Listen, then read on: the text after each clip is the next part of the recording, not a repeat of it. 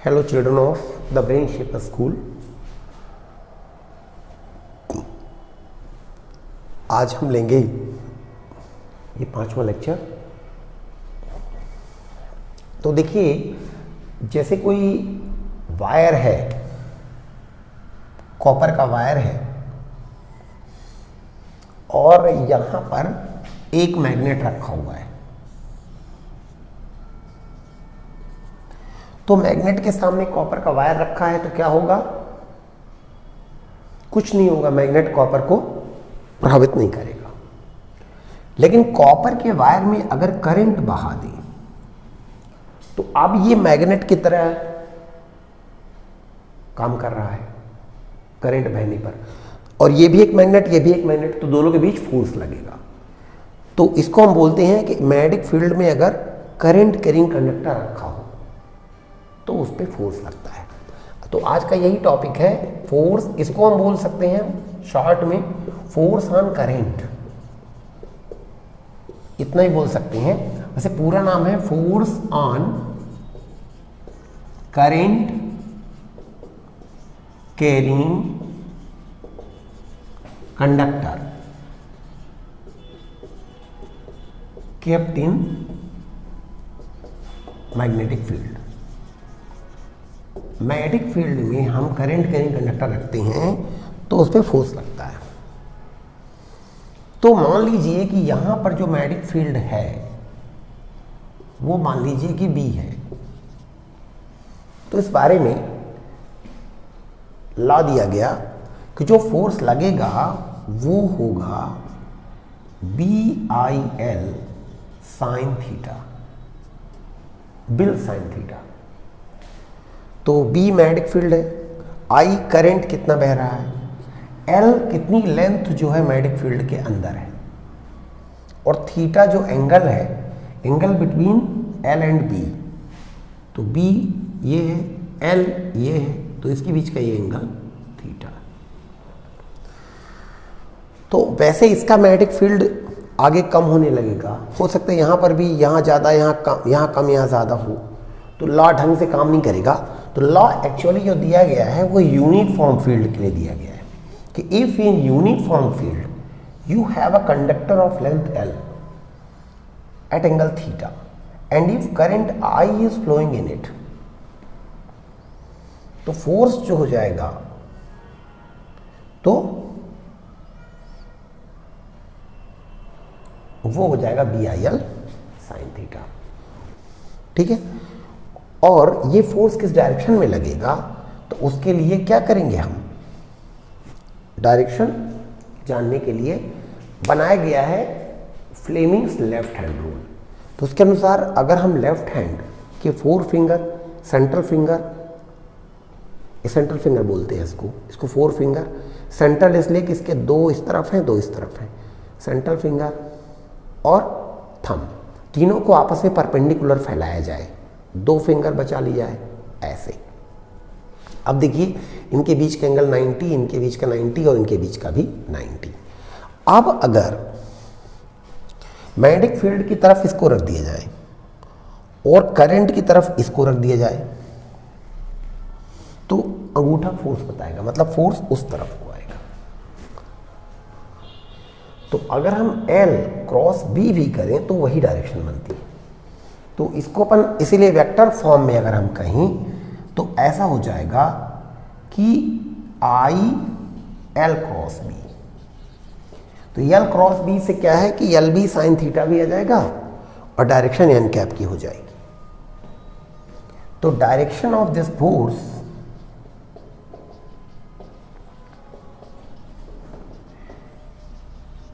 is known by this cross product,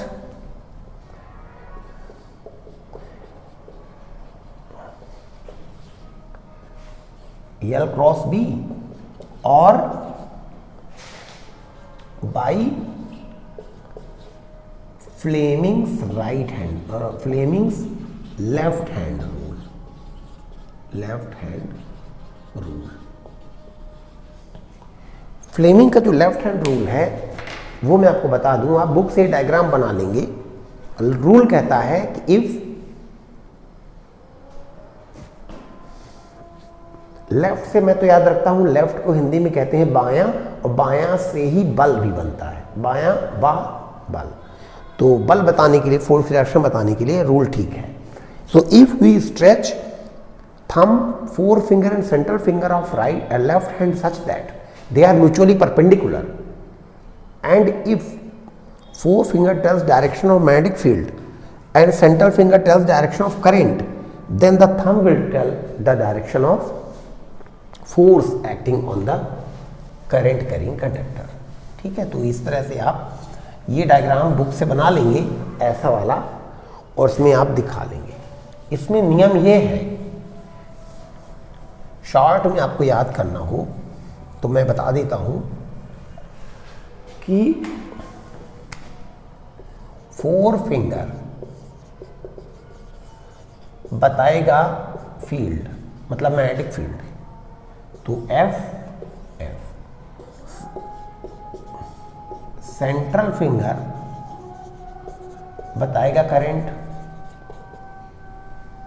तो सी और सी, और थंब बताएगा थ्रस्ट, जो कि फोर्स का ही एक नाम है। तो ये आप याद रखिएगा। तो फ्लेमिंग लेफ्ट हैंड रूल से भी हम लोग डायरेक्शन ऑफ फोर्स निकाल सकते हैं। इसमें एक बात और भी ध्यान रखें कि अगर कंडक्टर, ये बात मैं आपको बता दूं कि टेढ़ा मेढ़ा हो, लेकिन होना एक ही प्लेन में चाहिए। तो अगर कंडक्टर टेढ़ा मेढ़ा हो तो आप, तो भी ये फार्मूला लग जाएगा। मान लीजिए कंडक्टर ऐसा है, तो आप मान लीजिए करंट ऐसे बह रहा, तो आप इस पॉइंट को इस पॉइंट से मिला दीजिए और उसको आप नाप लीजिए, यही यल है, ये टेढ़ा रहने दीजिए, और इसी से आप फील्ड का एंगल भी देख लीजिए, तो भी फार्मूला काम कर जाएगा। टेढ़े से भी कोई दिक्कत नहीं है। ठीक है, अब इसके बाद एक टॉपिक लेते हैं कि coil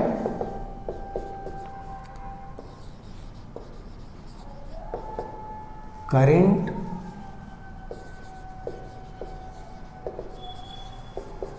carrying coil kept in uniform magnetic field. मान लीजिए यूनिफॉर्म मैग्नेटिक फील्ड में आप, अभी तो आपने कंडक्टर रखा, अब एक कॉइल रख दीजिए। मान लीजिए यूनिफॉर्म मैग्नेटिक फील्ड है और इसमें आपने एक इस तरह का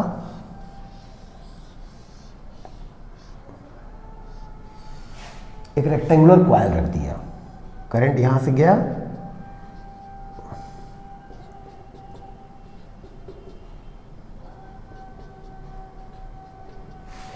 तो अब जो ये कॉइल है इसमें कई हिस्से मान लीजिए इस वाले हिस्से को बोलते हैं पी क्यू, इसको बोलते हैं क्यू आर, इसको आर एस, और ये एस पी लगभग कंप्लीट है। थोड़ा सा कम है तो वो आप और कम कर दीजिए, मतलब ऑलमोस्ट कंप्लीट ही कर लीजिए।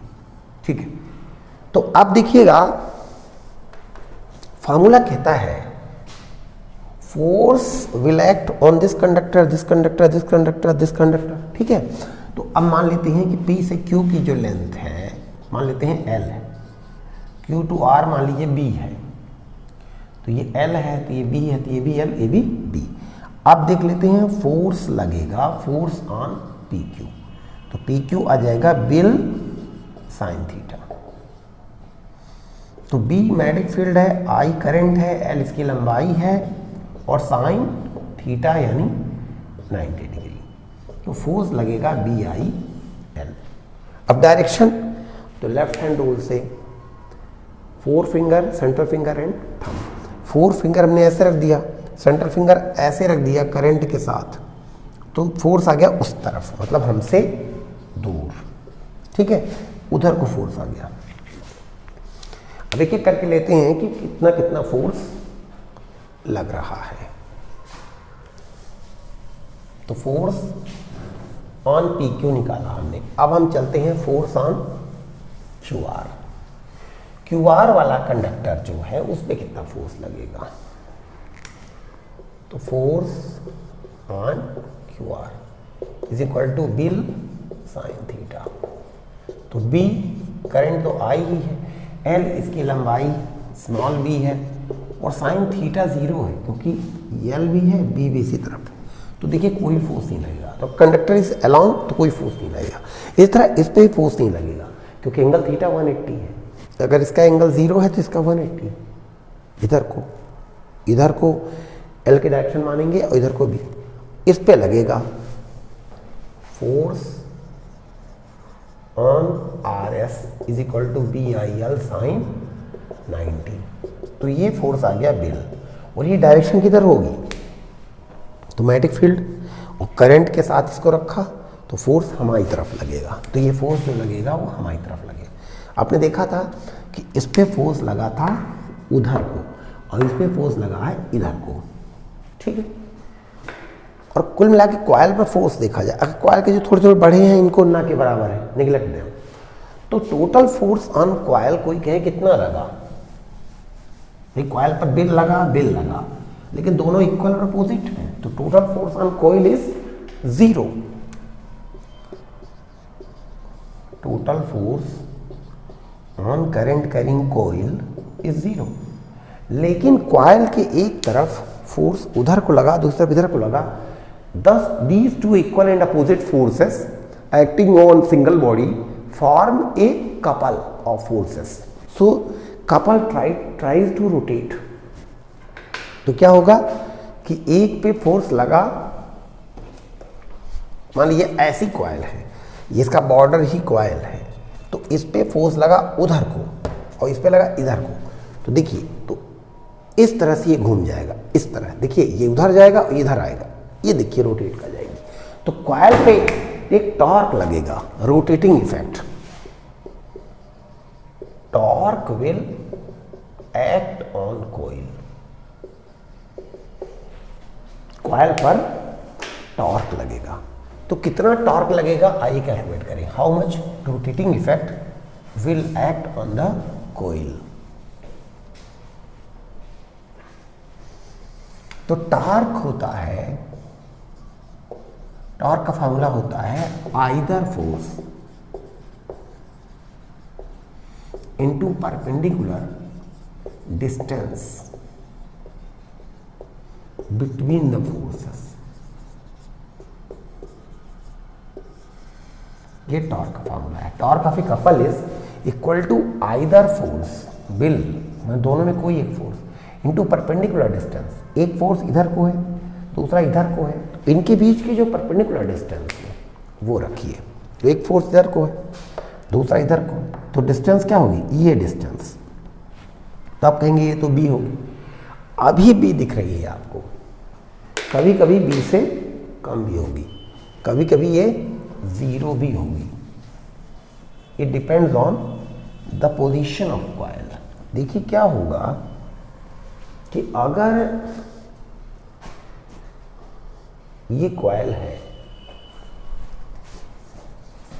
तो इस पे फोर्स लगेगा, इस पे नहीं लगेगा, इस पे लगेगा, इस पे नहीं लगेगा। तो अगर ये कॉइल पे एक फोर्स इधर लगा, एक इधर लगा, तो दोनों मिला के घुमाया, मान लीजिए कॉइल घूम के ऐसी हो गई, तो याद रखिए ये कंडक्टर अभी भी ऊपर ही जा रहा है और ये नीचे ही जा रहा है।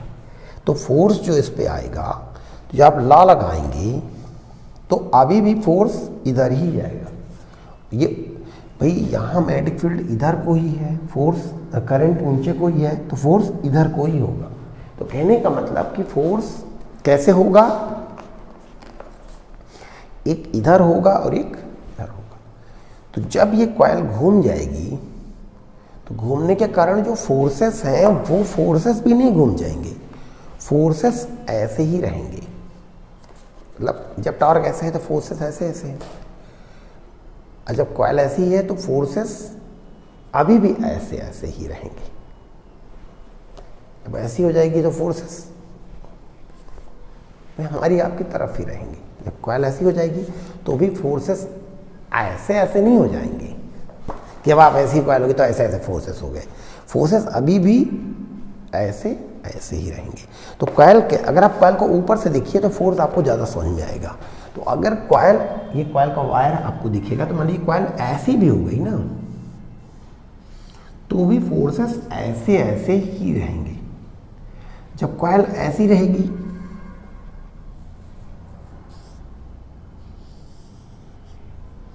तो फोर्सेस ऐसे ऐसे रहेंगे, जब ऐसी हो जाएगी तो भी फोर्स ऐसे ऐसे ही रहेंगे। जब कॉइल ऐसी हो जाएगी घूम के तो भी फोर्सेस ऐसे ऐसे ही रहेंगे। और देखिए ये इक्वल अपोजिट फोर्सेस है, इनके बीच के डिस्टेंस 0 है, तो यहाँ टॉर्क 0 है, यहाँ टॉर्क नहीं लगेगा।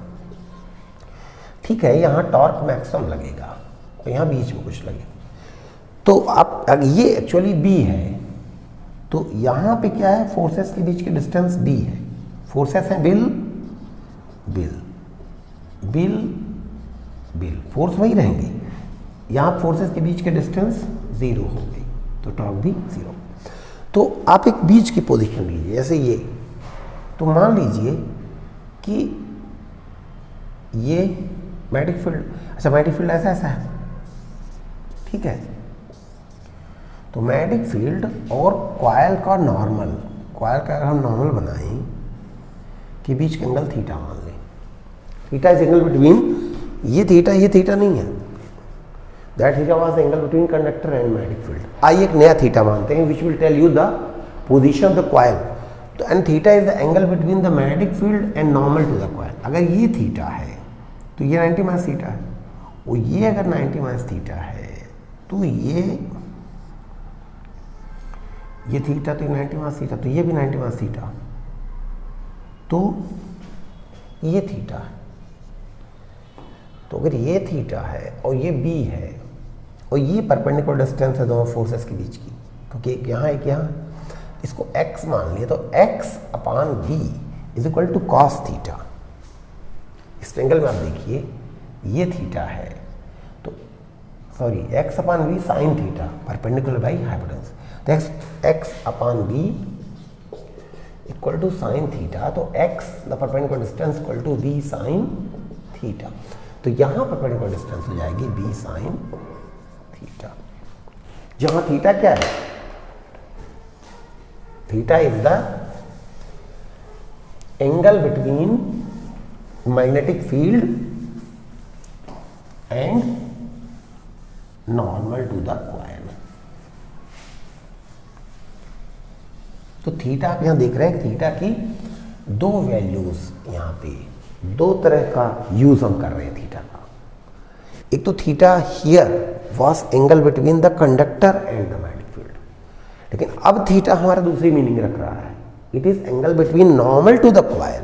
देखिए कॉइल एक प्लेन होता है, प्लेन का normal to the coil and magnetic field. तो थीटा के यहाँ दो मीनिंग्स आई है, तो यहाँ रख देते हैं, इसको आगे बढ़ाते हैं। Tau is equal to B I L B, length into width, तो एरिया हो गया sine theta, where theta is the angle between normal to the coil and magnetic field.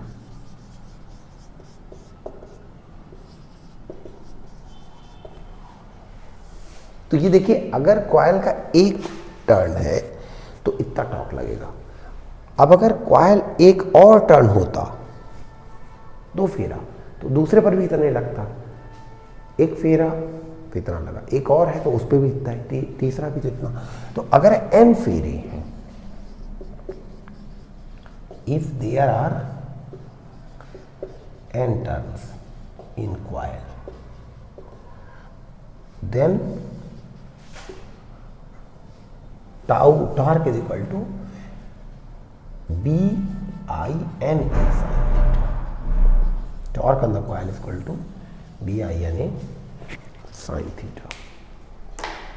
ठीक है, तो इस बात को आप याद रखें। और ये थीटा अगर 0 है तो ये टॉर्क भी 0 हो जाएगा, और थीटा अगर 90 है तो टॉर्क सबसे ज़्यादा होगा।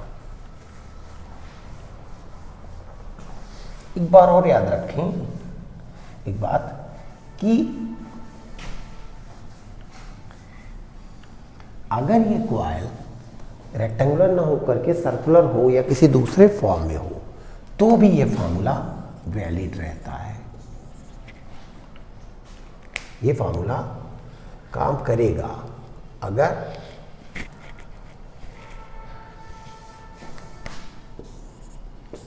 मान लीजिए इस तरह की कॉइल है तो फार्मूला वही रहेगा, बस ये है कि एरिया आपको इससे इस तरह के एरिया को कैलकुलेट करना पड़ेगा, बाकी फार्मूला वही काम करेगा। ये तो एक ही फेरे की कॉइल है, मान लीजिए एक फेरा और कर देते हैं, एक घूम के दूसरा फेरा भी हुआ, फिर तीसरा फेरा भी हुआ, ये देखिए अब 3 फेरे कॉइल, फार्मूला ही लगेगा। तो इस थ्योरी के बेस पर क्या कि when in uniform magnetic field you place a coil, then you will find that a rotating effect or torque will act on the coil। तो इस थ्योरी के बेस पर इलेक्ट्रिक मोटर एक डिवाइस बनाई गई है जो करंट बहाने से घूमने लगती है, जिससे पंखा वगैरह बनता है। और इससे एक और डिवाइस बनी है गैल्वेनोमीटर, ठीक है। तो इन डिवाइसेस की चर्चा हम अगले लेक्चर में करेंगे। प्रॉम्प्ट क्वेश्चन आज का ये है कि इस लेक्चर में थीटा के हमने कितने अलग अलग प्रकार के यूजेस किए, मैंने आपको बताया था। तो ऑप्शन 1 है थीटा का एक नोटेशन के लिए यूज हुआ, थीटा का 2 नोटेशन में यूज हुआ, means to denote how many kinds of terms we used theta in this lecture। 1 kind of term, 2 kind of term, 3 kind of term and none of these। जैसे 10 प्रकार की term use हुआ हो तो ये सही हो जाएगा आंसर। तो इसको आप टर्म क्वेश्चन सॉल्व कर लेंगे। So thank you very much for watching.